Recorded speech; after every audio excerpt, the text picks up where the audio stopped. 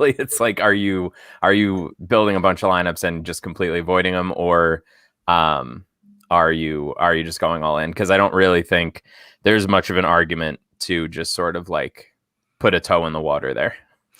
And it seems like Spieth is going to be highest owned by a pretty significant amount based on the ownership projections I'm seeing. Is that what you got too, Brian? Yeah, I had like 30. What did you have, Matt? Yeah, I was actually updating right before the show. I'm like low, like 31, 32 right now. I don't know.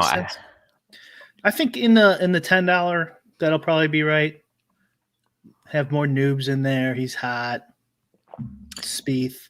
Like, what do you think if his, let's say before his little run here, if he had like an average performance, he would probably be owned.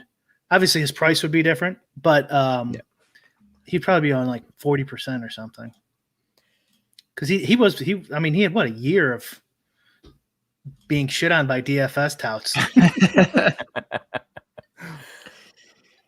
Yeah, it's interesting watching this whole thing evolve, right? Like it was literal years with him basically just being sort of a joke. Like how did he do what he did? Like, was it a complete fluke or what? And now it's like, oh, well, maybe like I personally like Spieth. I know that a lot of people don't for a bunch of reasons. I think probably because people waste a lot of money on him over the past couple of years, and because he doesn't always come off as the most likable guy in the world. But yeah, I just feel like he'll be owned at Augusta no matter what kind of form he comes in with. And this year, obviously, it's the best that we've seen him come in probably ever. Then why is his, like, I'm just looking here too by win probability, and he's like 9th or 10th here, even guys with lower salary, Webb Simpson, Victor Hovland, Berger, all of these guys better win probability. Why is it just because of last week that we're getting this big ownership boost? No, his odds compared to his salary are pretty damn good. Yeah. So here, I got it on my site. No, but I was specifically listing guys that had higher win probability and lower salary than him. Who? Simpson, Hovland, and Berger. No, they're wrong then. Osimo, you're wrong. Yeah, Spieth's like 6% chance. Webb's 2.6. This is what I got anyways. All right. Last time, I guess I'm unsubscribing. Maybe he originates his ownership, but if you're using any Vegas lines, you're gonna get higher than 2.93%. Okay. Yeah, so I have him 1, 2, 3, 4, 5, 6th best chance to win above Rory. And what's the salary here? 3, 6, 9th salary. So that's why. Okay.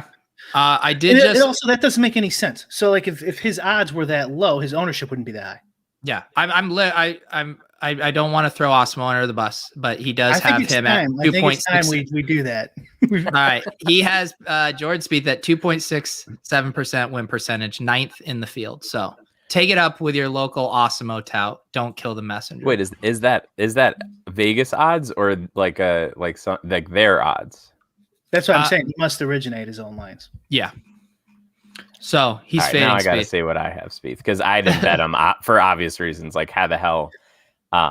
There's no value there for me. Let's see what I have here. What is he? 9,400. Here, let me. Yeah, that's what I have him at. I have him 2.3 wins. So let me go to the. I didn't mean for this Masters preview to get so in depth in the weeds. Over. I knew I shouldn't have mentioned Spieth. Yeah. But seriously, this is the whole conversation, right? Like this is what's happening with everybody. Even like my buddies who don't like play DFS that much or bet that much are like asking me about Spieth. You know what I mean? Like everybody is talking about Spieth, which I think probably gives some interesting under the radar people. Bet 365 has him at 8.3%, FanDuel 7.3, DraftKings 7.7, William Hill 8.3. These are one-way lines. Let's you guys keep talking. I'm gonna go to the bookmaker versus Where have you done any of your MME runs yet, Matt? As far as like what I'm playing this week? Yeah, like what percentage of Spieth did you end up in your first runs? Yeah, I'm just fully fading. Yeah. I think actually I really wanted to ask Brian this question. I always struggle sort of batting this around with like, X guy at whatever price at whatever ownership. Like, what do you consider them like paying off their salary, right? Like, obviously DraftKings golf is a 6-way parlay and you have to get a bunch of other shit right also. But like realistically, if he's going to be 35% owned, he probably has to finish in the top like 5 at his price, Brian. I don't know what's your thought there? Like, yeah, I don't use those because I build out like a full sim and then just it picks it for me kind of deal. But if I wasn't doing that, yeah, I would definitely look at those and compare. Like, as long as you're doing some adjustment for ownership, I think it kind of works itself out. That's something on leverage that Pete and I talked about like almost a year ago, where people think leverage is like, I have more than the field, therefore I have leverage.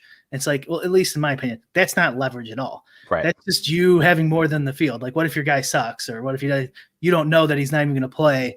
Like, that's not leverage. Like, leverage is for some reason, like, if that guy does bad, your guy will do good. Let's say they're oppositely correlated or something. Right. In basketball or something like that, or, whatever, for any of those type of reasons, or for ownership purposes. Like, even in golf, I always think of it as the salary ranges as like positions, kind of, right? Like 10,200 and above is one position, 9,000 is a position, 8,000 is a position, right? And like all those guys in that range. And so that, the leverage could be found there too. I do have the Spieth numbers up, but yeah, to more fully go into what I do, after I kind of like sim out all these like various lineup options, golf has like gotten really sharp over the last couple of years, DFS wise. Yeah, I know sports betting wise too. And there's a correlation there, of course, but so like you're not gonna see a lot of edge, I don't think, where the field's at Spieth at this, and you're like, no, this is a definite fade or definite. Like, I think a lot of people are just thinking they know more than they do, and like, nope, this is a bad spot for Spieth. I'm going underneath. But I don't know, like it really matches up at certain points during this football season. I sent Pete some DMs too. I'm like, look at this, like the ownership's like pretty much where it should be on all these players, except for like a few of them. Like James Robinson was under owned a lot during the season. So it's tough in golf. Yeah. It's really random now too. Like it's a tough DFS game. I mean, if I think of it more, this is probably one of my last majors where I'm going to put down a significant amount of money. Like, I don't know how much I have. It's like 40 or 50,000 going just on DraftKings. So like, if I don't win or do decently well, I don't know if I'm going to keep playing golf, but I'm not going to go crazy. Yeah. I mean, go ahead, Matt. No, I was just going to say, like to piggyback off of that, like 5 years ago, if a guy missed a cut, like he wouldn't be owned the next week. And like that just, like you could have like a top 15 golfer in the world. And if he missed a cut, people would be like pissed and not play in the following week. And now that like, even like little stuff like that, just there's just too much analysis. Everybody knows everything. We know like what we should be looking for to fade guys and not to fade guys. And that kind of stuff just doesn't happen anymore. I've switched probably from, originally only playing DFS. Now I probably am at like 90% of my volume is betting and 10% is DFS, like just for fun, really. Do you have any bets on Spieth in the I don't know, the T20 type markets? Every year around Thanksgiving, I pick a future for Spieth at the Masters because I can't deal with the course history garbage. That's like kind of my thing of like not really valuing course history. So I just always have a future on him at the Masters, just as like an emotional hedge. There you go. So who is what guys? Brian, I assume you don't have a ton of Spieth based on that ownership. I do. I have 100%. No, I have 35% as of right now. Okay. All right. Like I said before we started, like I might do one more time my process, and then that seems a little high for you. So like as I kind of like make smaller adjustments based off my sim, I had like under the field, but as I'm like kind of getting rid of some lineups, he started gradually going out to being over the field, but he really was on the cusp of a fade too, which I really don't know what to do with him. If this was 2 years ago, like Matt was saying, I think he'd be like 40% on because he won last week. Yeah. So like, I don't know if you even want to make those adjustments in your ownership guesses, but if he ends up being 37 or something, then I would probably be off him.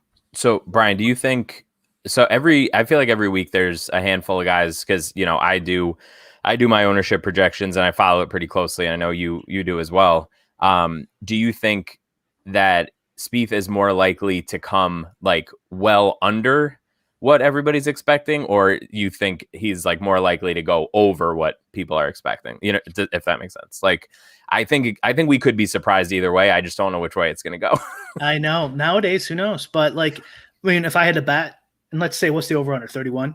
If like the over under, 31, let's say, I would say in the $10, I'd bet the over if it was like no vig.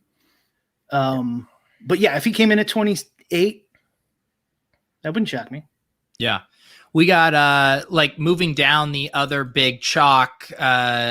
TTT Rock says Connors. I was seeing Paul Casey maybe being the second guy behind Spieth. Then you got some of the big hitters up there, Bryson and Justin Thomas. Anyone else in the mega chalk range I'm missing? No, I don't think so. No. Yeah, it seems like everyone else is going. There's kind of, I'm seeing like Spieth and Casey, and then a little tier break with Bryson, Justin, Berger, now kind of all bunched up there. This is also pretty spread out because it's an 88-man field, but really it's a 72-man field. Yeah.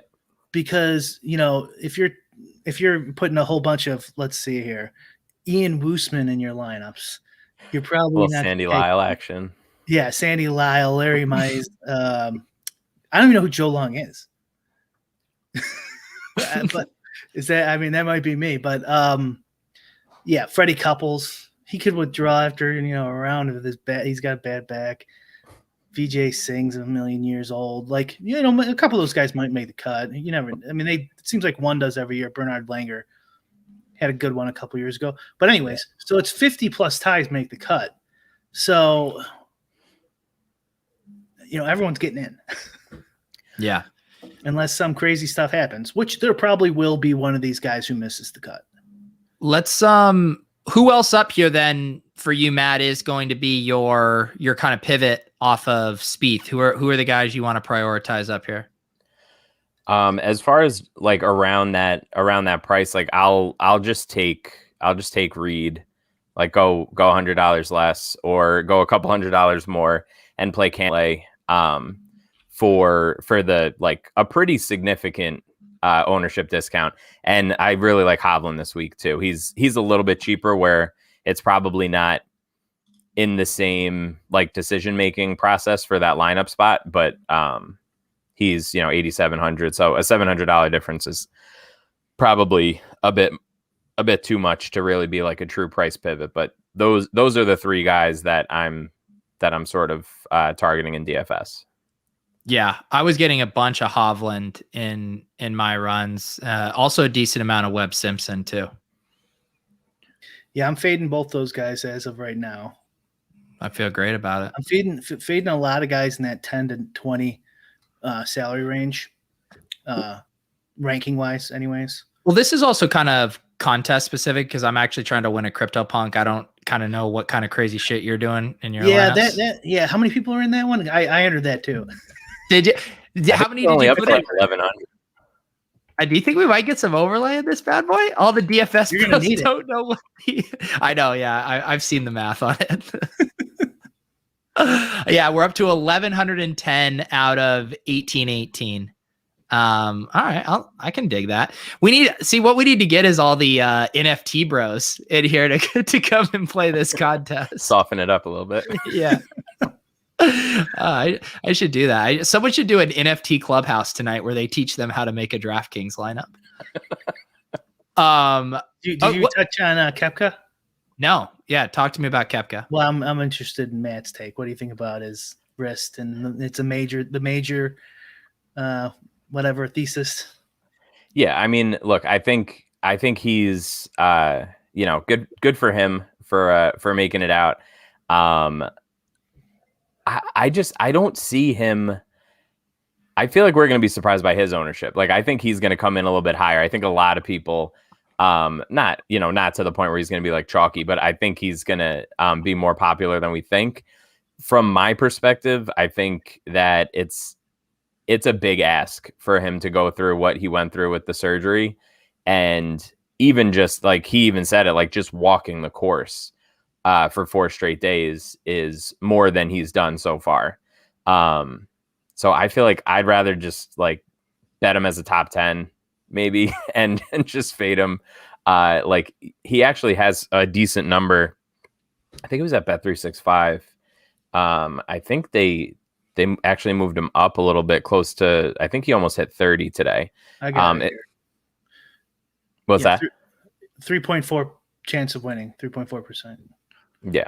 So yeah, I don't know. I mean, I'd rather just play it that way. And if he gets a decent finish, he gets a decent finish, and my betting ledger will go up a little bit. But I don't feel like I have to go there. Like I said before, Reed is right there. Even Finau is right there. Hovland's right. Like there's plenty of guys that you could play there at similar ownership with a lot less risk. Like there's a tail risk that he pulls out, halfway through his round one day, even if he makes a cut. Like that's possible. Yeah, I think it's kind of small because he's probably doing bad anyways if that happens. I think, but there is a chance that he's doing pretty well and he just can't finish. But I think it's pretty small. Yeah. So Pete, it looks like you have something to say, but I want to recap. No. Okay, Spieth. So here's what I think the take on Spieth should be. If you think he's like 2.53% chance to win, fade him. If you think he's like 35 or more owned, fade him. If you look at the Vegas odds, now I have them up here. This isn't the bookmaker tournament matchup odds. These are really helpful for people in deciding who you want. Bookmakers got him favored over McIlroy, -125 to -105, favored over Cantlay, right? Dog to Bryson, obviously, dog to John, dog to Dustin, and favored over Berger, -132 +102. Right? Yeah. So if you believe the matchup odds on Bookmaker, which is the sharpest golf book out there, according to a lot of people, 2.5 isn't right. Gotcha. Matt, of those kind of names Brian just listed up off there at the top, do you like any of them for outright bets this week? I was just saying this earlier today. Like there's such like a concentration across all books on these like top 5 guys that I just like. I'm not in a position where I can like hope that I'm hitting 11-1 shots in golf outrights.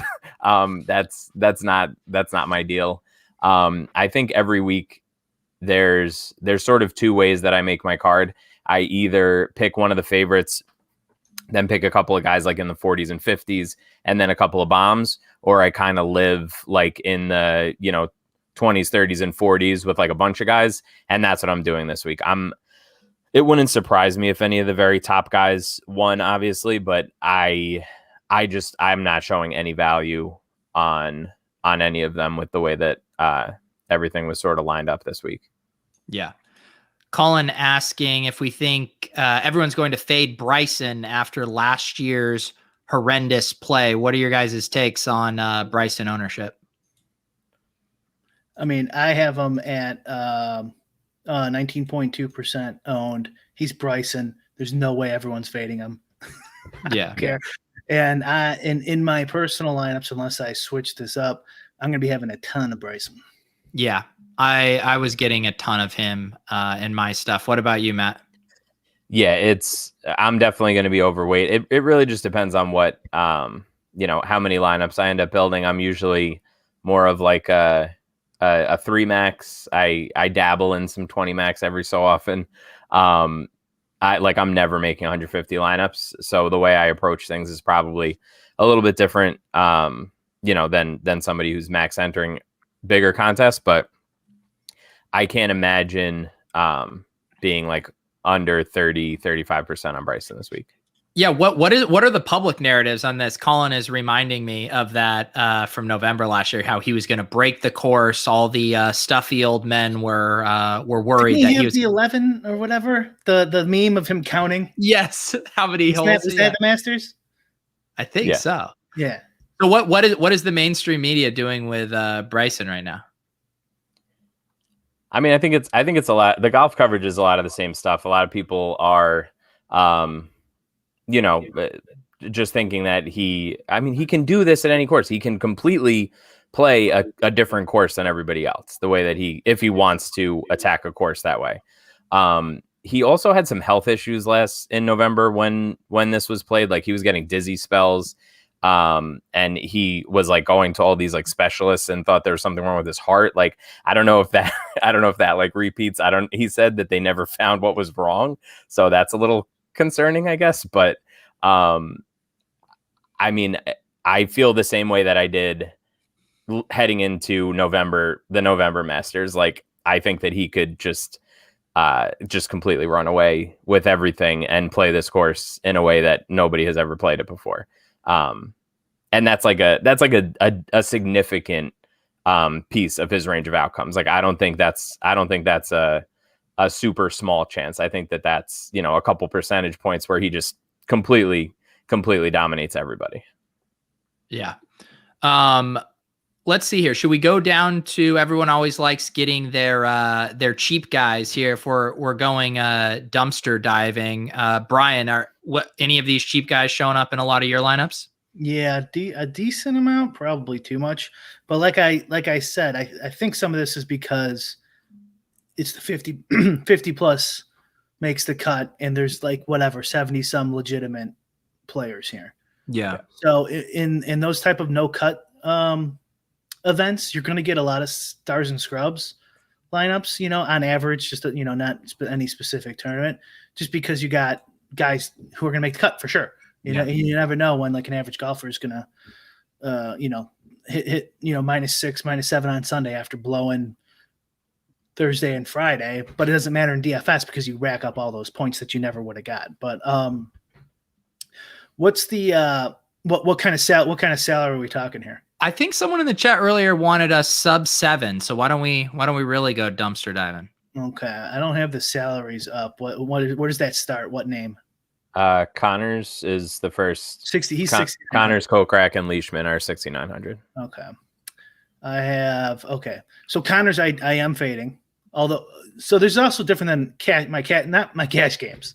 My cash games are different than my tournament lineups. I would hope so, Brian. Otherwise, we'd have to have a talk about how you approach DFS. Maybe we should after this week. I went too hard. I think I just looked at how much I entered, and I'm like, you can't do that. That's too much money. 15% Kokrak, 17% Harmon. This one, I wish someone would talk me out of. I have 14% Siwoo Kim. I can see that face. No, I was just gonna say that I kind of like Siwoo also. Oh no, okay, Yeah, I can't fade him then. Carlos Ortiz and in cash right now. Okay. 6,500 in my cash lineup.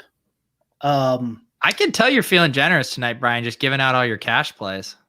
Yeah, that's right. Well, I don't care. Play me. It doesn't matter. Send me head to head, bro. Luck anyways. Scoop me, bro.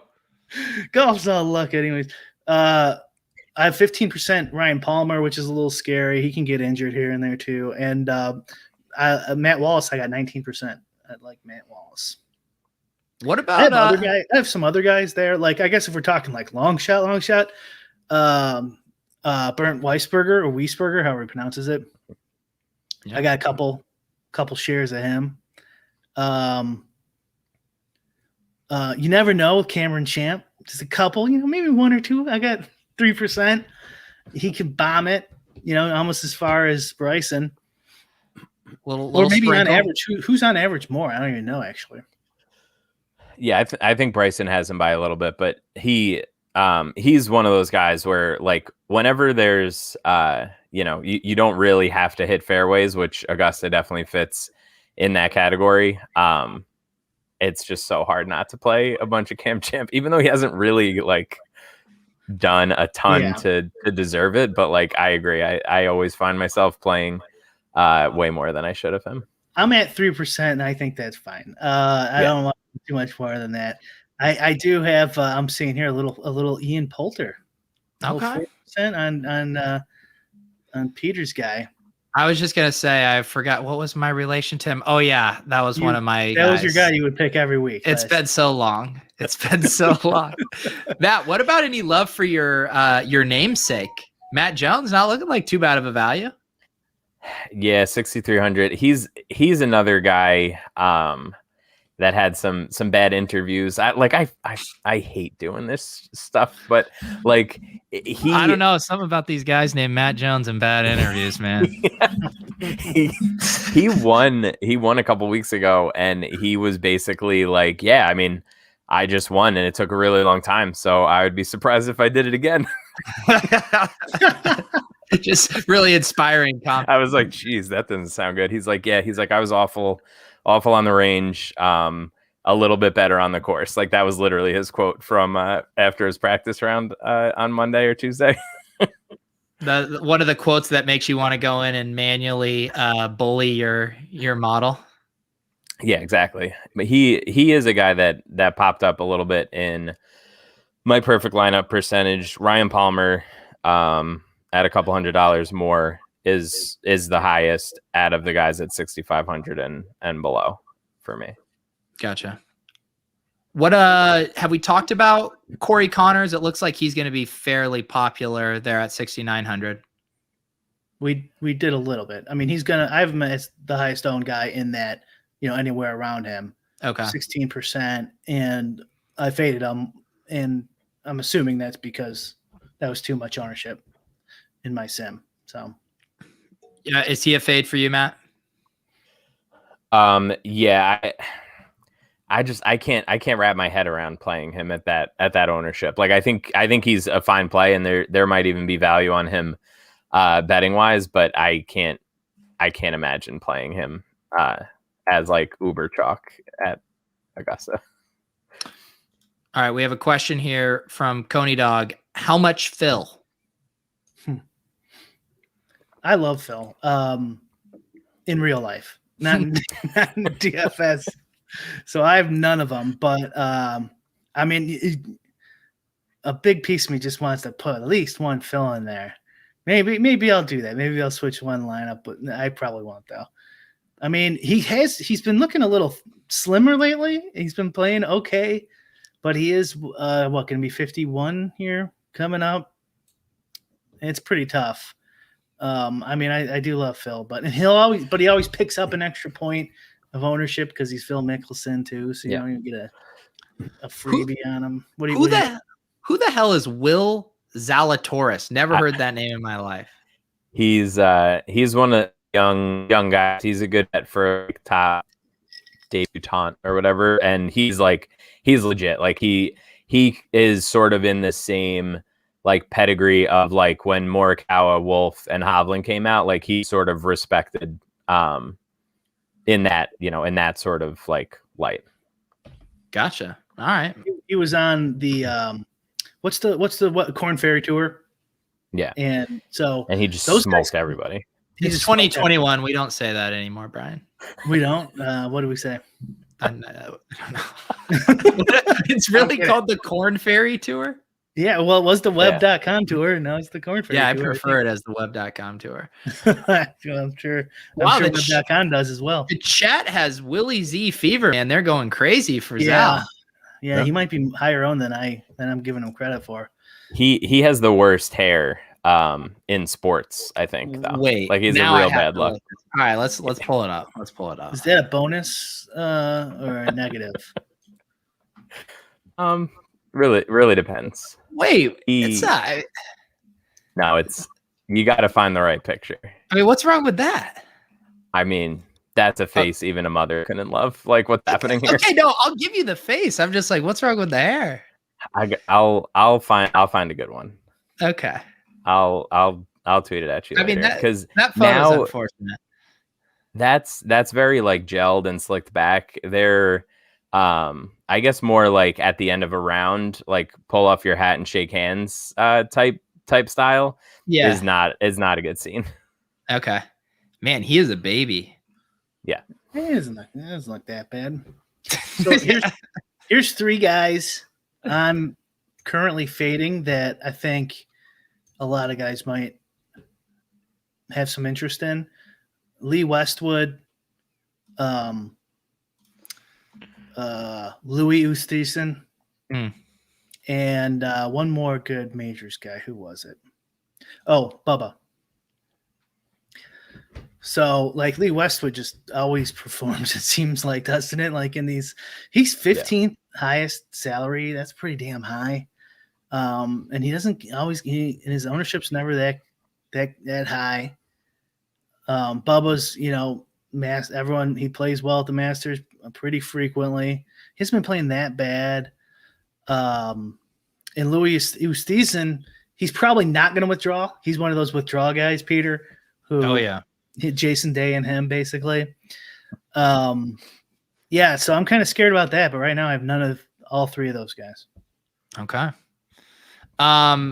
Let's see here. We'll take some more questions from the chat. We definitely have to do our old ritual of building a lineup. This will be, I think, my first DraftKings screen share since I finally withdrew my money and put it into NFTs. You know, I had such a good run through the football season of just letting my capital just sit there so I could show it off on these live streams, but it's pretty depleted now, guys. Do you have any crowns that you can spend? I've depleted most of those too, down to about 9,500. No, I mean, I have enough to put us in some contests. I'm just saying, hey, the days of five figures are long. I was thinking we could bet a winner, pick a winner. Yeah, I don't know. It's kind of would ruin the bit. Yeah. I mean, normally we just try to build the shittiest possible lineup and the chat just gets, repulsed by what we would even trot out there. That's going to happen. It is a $10 millionaire, which I appreciate in this economy. Oh, that's right. I mean, why shouldn't we win? Why shouldn't the three of us win the Millie Maker? I mean, if Big T can win these Millie Makers, I mean, why can't us? Why not us? RBX won one. RBX. What's the latest on RBX 88? Is he going to remember to submit his lineups tonight? He did last week. Okay. Did you hear this story, Matt? Yeah. Too much Was that the players? Was that what contest was that? Yeah, was it players it was two of them. One was players, and then the week after, what was the week after? The one before the Valero. Yeah. Same thing happened to Matt about 9 months ago, and now so RBX 88. 9 months in a week or two. Yeah. Oh man, I mean, I just can't even imagine. There's lots of things I would forget setting my lineup for, but probably not having too much sex. God bless RBX. All right. Why don't we do this? Why don't we build a lineup here? Because we do need to save a little time at the end of the show to talk about Vegas Dave. All right.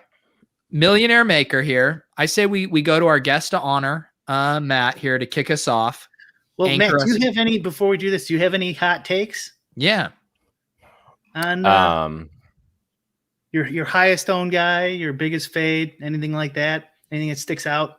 I mean, I'm like extremely exposed to Willie Z. So at 7,300, I think we could start there and get a little crazy. Okay. Sorry, I was talking to the chat. Who am I putting in? William Zalatoris. Wow, we're going. I mean, even with that hair, are you sure?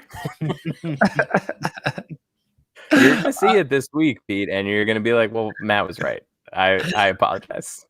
I did just notice I have enough crowns to enter this with crowns, so this is on me, guys. It's on me. Show expense. What a flex. Writing it off. All right, Brian, you go next. All right. Should I go mid-range or high range? You got anything? How about Rory? Okay. Matt, what are your thoughts on Rory? Yeah, he's been playing really well lately. Yeah, I mean, he outside of losing like 7 strokes putting in 2 rounds a few weeks ago, like I think that this is the lowest, like under the radar sort of Rory that you could ever possibly imagine coming into the only major that he hasn't won. Because usually that's like the nonstop story. And Spieth winning and Bryson hitting it 400 yards just sort of took all of the wind out of those sails, and he can kind of just come in now. I don't know.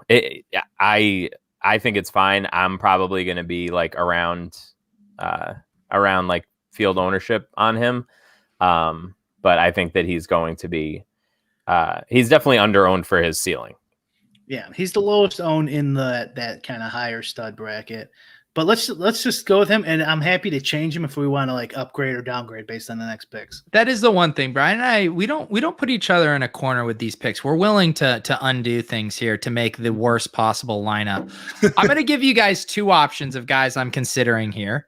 I'll give you a more expensive guy and a cheaper guy. I'm thinking Hovland or Kokrak. You guys have a preference there for the way this lineup is going?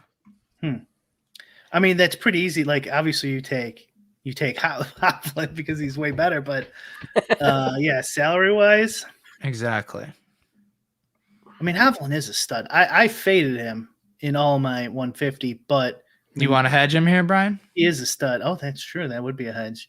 If this one wins the Millie, then it's what, 333,000. Yep, DraftKings is having me on their show to talk about my process. That should cover you, Brian, right? You're not more exposed than that on DraftKings this week, are you?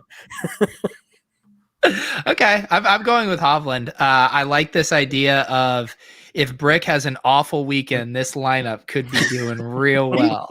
He could. Those guys in that range, man. Okay, it's back to Matt here. And for what it's worth, I did get a report. I got some boots on the ground in Augusta, and I'm hearing very good things about Hovland. So just you never know. We'll see. There you go.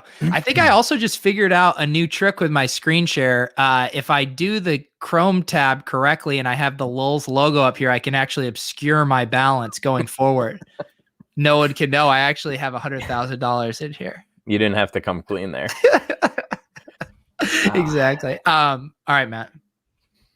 All right. So we have Zalatoris, McIlroy, and Hovland so far. Let's see. I mean, what would Vegas Dave do? Think about it. Get that in your head. That's true. What would a goat do? Well, we would be doing this at like 4 a.m, then, right? You got to wake up early if you want to be like Vegas Dave. I'm thinking. I don't know, Brian. What are your thoughts on Neiman? I like it. I'm like a lot cash and tournaments. And I think he's cheap at 7,400, and then we have 8,200 left for each spot. I think that puts us in a pretty good position to go high low with the last two spots or stay kind of balanced? So I typically like to use this lineup as my anti-jinx lineup. So I don't like using guys I actually have a lot of. But okay, it's fine. I mean, Go ahead. Neiman's a stud, and he's what, like 22? Brian calls them Pete's sacrificial crowns, that they just fall on the landmines for him so he can win all the other monies. All right. Yeah, I mean, it's wild. It hasn't been working out either way, so who cares at this point? Neiman is 2 years younger than Zalatoris, and Zalatoris is like the young phenom right now. Wow. Like if you're talking breakout age, like Joaquin Neiman is that guy. Yeah. And just a great head of hair too. Let's take a look. Yeah, he's 22. Way less of a punchable face. Oh, he's the best. Nice Chilean boy. We're good. I don't know. It seemed like that was too easy for you to say the phrase "nice Chilean boy," Matt. Okay. Who's it to now? I hope everybody's enjoying my last appearance on here. I'm trying so hard to cancel everybody. That's the appearance in society, in civilized society. What do we got? 8,200 on average. Is it? Oh, it's to you. Yeah, Brian. Yeah. Do you guys want to do a good guy, slightly bad guy, or two 8,200ers? What do you mean by there's villains in the PGA? Do tell me about them. Well, Patrick Reed is one. Yeah. Okay. People hate Patrick Reed. What did Patrick Reed do to people? Oh, he just blatantly cheats. Like he just doesn't. I have seen some of rules. that. Yeah, gotcha. Bryson gets a lot of hate too because he takes so long to hit and stuff. Koepka, probably you could say maybe. Please don't dupe us, Jason. I think I'm begging you. Koepka was hated until he started going on Part of My Take, and I think now like there's a lot of love for Koepka. It does. Yeah, I haven't seen much chatter on Twitter. Another guy I don't have. You've earned it. You gave everyone your cash shell, so you're now allowed to just put all your landmines in this lineup. What about? As long as it's not Maury, I'm good. What about Bubba instead of Casey? I love it. There's your leverage. Bubba. Did you guys see Bubba's shoes this week? Yeah. The Jordan 4s, they're so nice. Yeah. They look like a St. Patty's Day one too, kind of. Yeah. All right. I mean, let me pull these up. So we could switch Rory too if you want to pick somebody else here. No. I'm good with it. I just want to. These the shoes? Mm-hmm. Yeah. Those are solid. Okay. They just seem a little plain. I didn't know how they were grabbing headlines, I guess is what I'm trying to say. It is the Masters. I mean, it's not going to the club. Wow, Pete hates Jordan 4s. You learn something new every day. You guys told me these things. I thought we were gonna have like fireworks shooting out of them or something. Like they just look like white tennis shoes to me. It's relative. All these things are relative. Am I turning into a boomer? Who says tennis shoes? What the hell's happening right now? These look like something my grandpa would speed walk around the mall in. They're shiny on the bottom. That's nice. Why don't you ask your club Top Shot aficionados on whether these are good shoes? Ask Ja Rule next time about the See Bubba what Ja Jordan thinks 4s. about. I'm just not sure if these are the coolest shoes I've ever seen, guys. I'm sorry. I'll think about it. I think you're being a little dramatic here. No, they're cool looking golf shoes. That's not saying much. Golf shoes are not impressive. Pull up other golf shoes, and then you'll be like, "Oh, those are pretty sick." All right, other. Pull those new shoes. Those new shoes what are those new shoes that have the pull up Kuchar's golf shoes? Well, yeah, he wears Skechers. Yeah, he wears Skechers.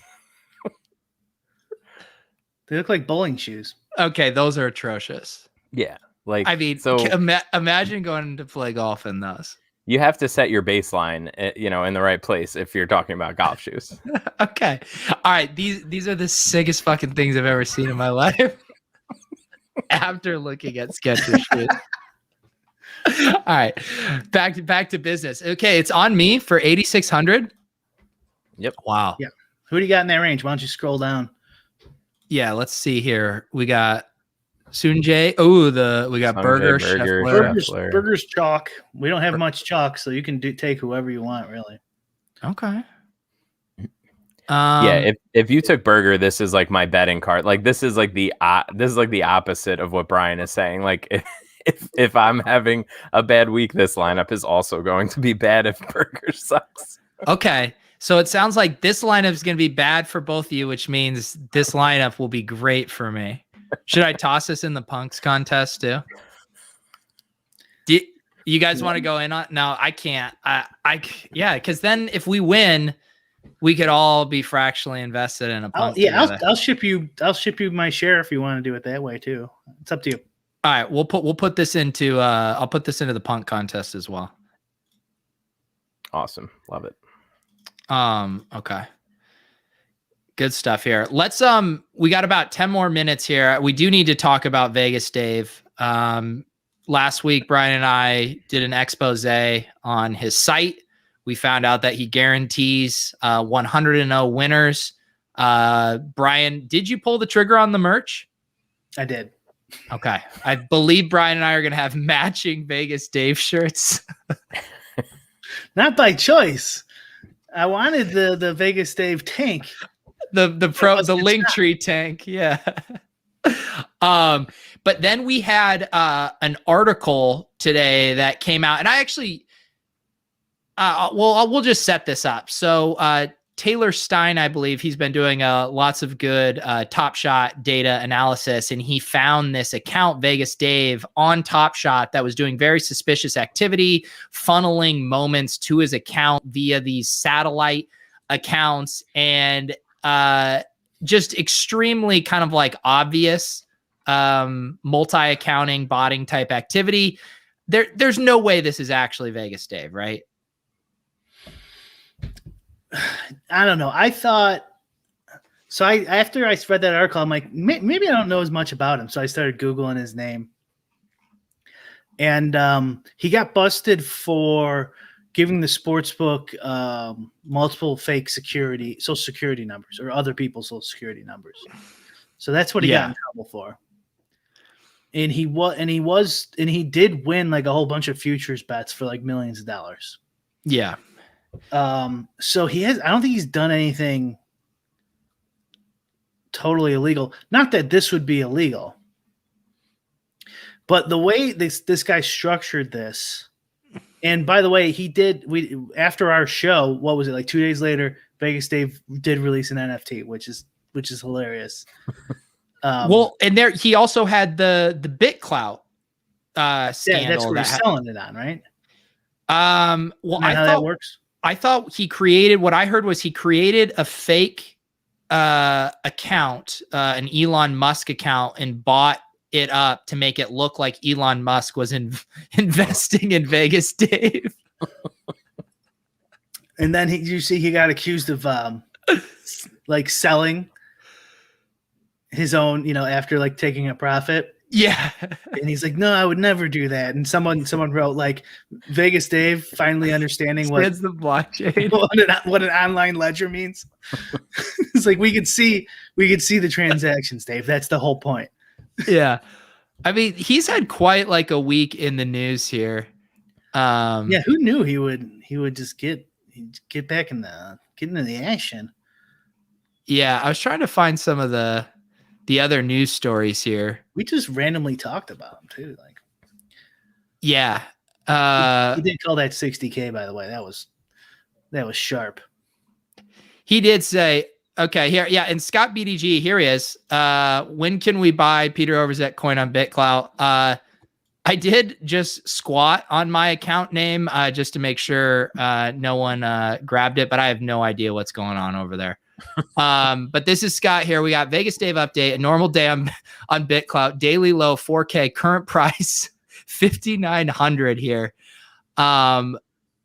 This is actually incredible, some of his posts here. Someone just asked me if I'm worried if we can't cash out here. My reply, I'm not trying to make money. I'm not chasing the money. I have money. I am here to build a legacy and help others. Not worried now about getting my money back. I play the long-term game.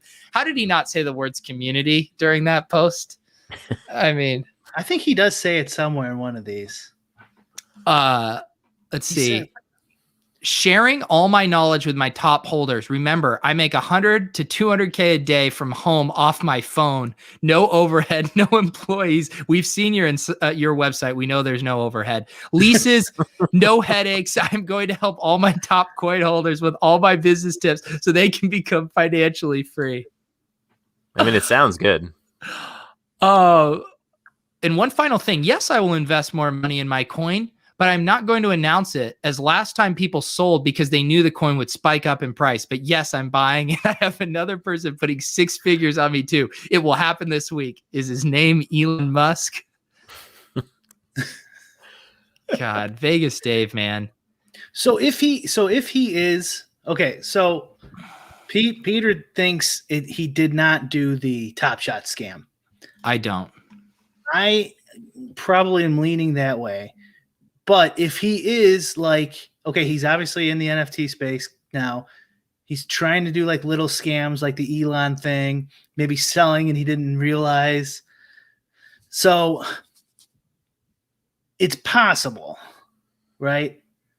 And who would name themselves Vegas Dave? Well, how about this? I would name myself Vegas Dave as a bit. I get that. Like, it's kind of funny, but then do something like that. But there's lots of names on Top Shot like that. Like there's lots of NBA player names that aren't actually, there's only one that's done this scam as far as we know. Yeah. It just seems like way too well orchestrated of a plan for Vegas Dave to pull off. Well, it could be, but it could be someone like, hey, Dave, I got this idea. You front the money and we'll make all these accounts. Right. And it's kind of like obvious where they have the subsidiary account. So he can just say, like, I got it from this guy. I don't know about all these other accounts. I got it from one guy. What am I supposed to do? Right. So he kind of has what's that? Plausible deniability. Plausible deniability. And if I was making a fake account and then going to do a scam, I wouldn't do Vegas Dave because that kind of might bring like attention to scamming.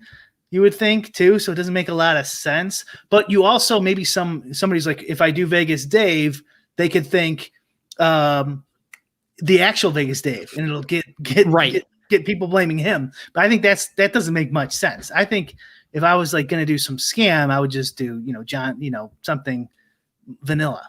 Right, and I just also don't you think this was a pretty coordinated effort with how many accounts you needed involved? I mean, does he even really have? He just told us he has 0 overhead, no employees. Like, who is his community that is doing this for him? That's why I think somebody giving away free packages. Somebody approached him, probably. Yeah, it's funny because there's an It's Vegas Dave and a Vegas Dave, and I'm looking at Live Token right now, and there's gifts back and forth with Grailed and Vegas Dave. Through It's Vegas Dave as well. Like this, it wouldn't surprise me if he was that stupid, but it also seems like it would be too stupid to actually, like, why would you ever do that? It would honestly be hilarious if he came out with like a Top Shot tout course and it was just all like pump and dump random moments on the site. Like it's Bruno Fernando week. We've seen a lot of suspicious activity with this Series 2 Bruno Fernando moment. Vegas Dave buying him up like he's Osimo buying up Cool Cats. It'd be a grand old time. Yeah, man, Vegas Dave. It's honestly shocking. Did he get? I don't think he got into the ICO boom in 2017 because he would have loved that. I wasn't paying attention. Yeah. I wouldn't know. Yeah. Matt, it makes sense. I don't think Bitcoin probably wasn't popular enough to be on his radar. He waited until it got to 60,000 before he started touting Bitcoin. And I don't think he knows that he can sell like parts of a Bitcoin, right? Wasn't that a thing too? He was selling just one single Bitcoin and buying one single Bitcoin at a time. The way he writes about it, Brian, I am absolutely convinced he thinks you can only buy one Bitcoin at a time. Yeah. Like I think he thinks of it like a silver dollar that you put into like a coin machine. And then it's like, you have $2. I could buy one drink for $1 and another drink for another $1. You know what I mean? Like, but you can only put the silver dollar in there as a deposit. You can't just, like break the silver dollar up and buy one pop. And the other reason is because he always spells it as two separate words, bit and coin. like he does not understand the concept of it as a currency. He thinks there's actually all these big giant coins hidden around the world. He's like, where are they keeping one these? Bitcoin on there. I put one Bitcoin on there. It's like, why would you say one? Why one? Like, who does? Do you go and look and like $58,716.14? One Bitcoin I put on there exactly. Like, who does that? Like, I imagine him like going on an exchange and like fat fingering it, and it's like, oh, it's like 1.01 Bitcoin, and he like calls him up and he's like, I think something's wrong with your site. It's letting me buy 1.01 Bitcoin right now. Matt, maybe that'll be part of his program when he figures that out. Oh God. I really hope he launches like a Bitcoin masterclass through his website. Matt, do you own any NFTs? Have you been in the Top Shot space? Yes, I was lucky enough to pull and sell a LaMelo. I am not. I have recently found myself with less time. But yeah, no, I've been screwing around a little bit with the Top Shot here and there, just trying to get some packs and stuff. Yeah. Wow. Okay, so you're one of the flippers that is kind of destroying our community, is what you? Yeah, no, I'm actively just trying to get the hell out, to be totally frank. Here's another reason why it's probably not Vegas Dave. I think he said that first account was March 29th. I don't think Vegas Dave would have been in that early. Because when did we start talking about it, Peter? March, right? Yeah. And we were pretty early. It's possible, but he doesn't seem to be like a front runner. Yeah. He would have had to seen it like go crazy. Yeah, like this is going to be big. Yeah. I mean, I don't know, but maybe. Yeah. I feel he's more like, oh, Bitcoin's at 59,000. Okay. I'll just hop on now. Maybe there's something here. 60. Yeah. And it's like NFTs are selling for millions of dollars. Okay. I'll make an NFT too. Not like starting a trend. It is honestly insane though. Like what his engagement on Twitter is like one of the most insane things I've ever seen, in that it's really bad engagement just by a number standpoint. It'll be like only 8 or 9 replies and everyone just going hard at him as possible. And I'm not saying he deserves it. I'm just saying like there's not, like when you go on the counselors like Instagram page on Instagram, like it's like 50-50, a bunch of people bag him, a bunch of like, thanks King, great picks, like whatever. But like for Vegas Dave, it's just an assault. Like I wonder what his psychology is reading those mentions. And they're fake. The likes are fake. I put some on my Twitter. It's like the guy's handle is Vegas Dave is the GOAT or something like that. That is not fucking real. And like as soon as it was like 17 dislikes, 10 retweets, 0 likes, and I was gonna screen cap it, go like a little ratio here, and then like 2 likes came up. I'm like, shit, that ruins my joke. So I clicked on the likes, and it was Vegas Dave is GOAT or whatever. I don't remember what they were, but they're clearly fake. Yeah, like how do you have like 70K followers and get like 3 likes on that's literally everything that you put out? We've been saying this for months, and I didn't bring this up on our last show. He has 3.5 million Instagram followers, right? Is there even 3.5 million sportsbook accounts in the country?